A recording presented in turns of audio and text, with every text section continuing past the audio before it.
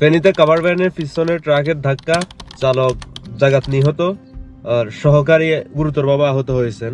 আপনার বুধবার সকাল 5টা বাজে ফেনীর রামপুরার সম্রাট মিলের সামনে ঢাকা চট্টগ্রাম মহাসড়কে একটি কাভার ভ্যান হঠাৎ ব্রেক কষে এবং তার পিছনে থাকা একটি ট্রাক নিয়ন্ত্রণ হারিয়ে তার পিছনে ধাক্কা দেয়। চালক নিহত হয়ে যায় আর সহকারী গুরুতরভাবে আহত হয়, তাকে ফেনী হাসপাতালে ভর্তি করানো হয়।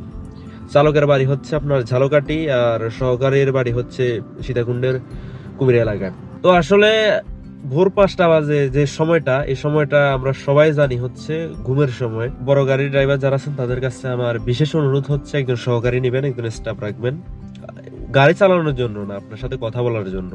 রাস্তায় যখন বিপদে পড়েন তখনই হয়তো আপনি বুঝেন একজন স্টাফ কতটা জরুরি।